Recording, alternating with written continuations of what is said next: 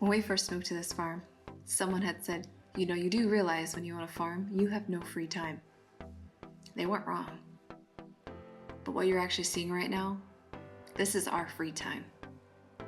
And we wouldn't change it for the world. Welcome back to the farm, guys. This week is actually going to be a pretty exciting week for us because we're going to be taking advantage of our greenhouse and doing some crop extension for the very first time. Now, if you've been following our channel, you may know that we built our 12 by 30 greenhouse that we call Little Debbie last summer. So we didn't get a chance to take advantage of the early growing season, but this year is going to be different. Also in our greenhouse, we're going to be changing the layout of the greenhouse. Now, last year we did vertical rows and we was able to get 3 rows of vegetables in our greenhouse. This year, we're going to change that to horizontal rows, but also we're going to widen the rows to 4 by 10, and as well as we're going to be putting living walkways in our greenhouse. We're going to walk you guys through the process of us changing the layout of our greenhouse, and we'll discuss why we're going to living walkways versus keeping the traditional mulch walkways that you currently probably see in several market gardens out there. By changing the layout of our greenhouse, it's going to give us the ability to grow more varieties of plants. Come along with us on this journey and we'll walk you through the process. All right, guys, so today is day 2. One thing I do want to point out, last year before winter hit, to prepare, we did cover this entire greenhouse with some compost manure. So what we're going to do today is there are some weeds that are growing in here, so we're going to get those weeds out, but then also we're going to cultivate and also turn the manure into the soil. So we're going to torch it, and hopefully after that we shouldn't have any issues with weeds, and we can plant our grass seed and then form our beds. This project makes me a little nervous. But Ryan believes in it, and so therefore I believe in it. So stick around and find out why this makes me so nervous. So this soil is a little bit more compact than what I wanted. So what I'm going to do is I'm going to go grab my broad fork. I'm going to broad fork a little bit, and then I'm going to go back over it again with the cultivator. I really didn't discuss why we're going to the living walkways versus keeping the mulch. It's probably hard to tell, but our greenhouse and most of our garden area is on a slope. Where we're standing right now is actually roughly 2 feet higher than the end of our greenhouse. Right in front of our greenhouse, we have our large barn, and then there's some concrete.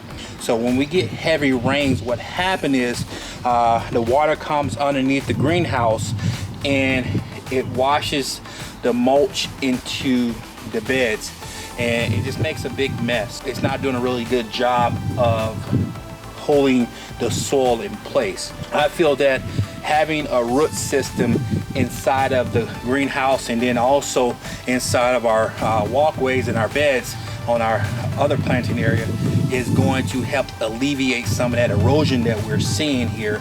Some of the setbacks that Jamie and I have talked through just recently is the fear that the grass can start to spread and take over our growing area, but that just means that we have to do some intense bed management, making sure that we're keeping our edges clear and clean and crisp, but also she feared that that the grass could steal nutrients from our crops.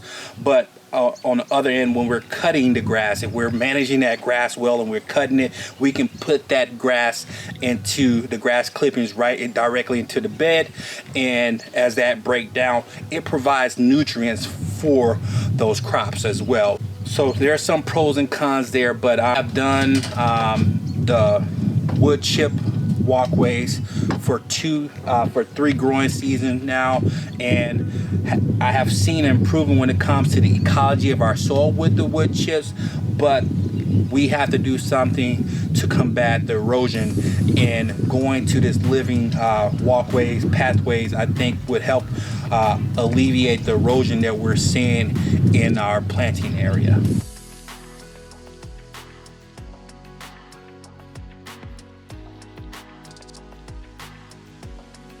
If you can't figure out your purpose, figure out your passion. for your passion will lead you right into your purpose. All right, so I'm finished here with the cultivating. I'm glad I kind of glad I did this because it unveiled two things. I got a lot of wood chips in here, and it might be difficult for some of my root vegetables, such as my green onions and as well as my radishes, to grow. So what I think I'm going to do is I'm going to build, our beds are 3x8 with a 12-inch walkway. So it's going to be actually 4 feet per bed, but we're going to have a 12-inch walkway between each bed. So what I think I'm going to do, I'm going to build a planting jig, just a little box, 3x8 box, and I'm going to set those out, and I'm going to bring in a little bit more compost, and I'm going to plant my grass seed first, let that grow, and then I'm going to let those jigs sit, and I'm going to bring in some more compost and fill those jigs up with the compost and plant directly my transplants and then also we're going to be planting radishes directly into the soil in that compost versus trying to plant into this soil. Did see some positives here. One positive I saw was there's a lot of worm activity in here. Also, I saw that the wood chips were breaking down well, so hopefully mixing this up with the soil will help those wood chips break down a lot faster than what they are right now. And then, like I said, we're just going to go over top of this versus trying to plant directly into this. I think we'll have a tough time planting in this year, but you can kind of see the wood. You can see the wood chips outlined right there, and those were our walkways. But when we would have a rainy day, those wood chips would just wash out into the beds, and it really made it difficult to weed and keep the beds clean. Hopefully it's going to give us the ability to maintain our beds a lot better, but also it's going to give us the ability to have a larger variety of vegetables inside of the greenhouse. There's a main character of our story that you don't often see in our videos. It's on purpose. We want to give him time to understand what we're doing and why we're doing. And to be honest, a lot of the reason of what we do is because of him. And he happened to show up this day. He happened to show up with helping hands. And it makes me smile because the conversations always lead to the vision. And the vision always includes him. This is day 3, guys. We actually had some snow. We got, I think they said about 5 to 6 inches of snow in Iowa. And what's nice about the greenhouse right now, it's roughly 30 degrees outside, but in the greenhouse it's much warmer, which is awesome because it's going to give us the opportunity to go ahead and plant.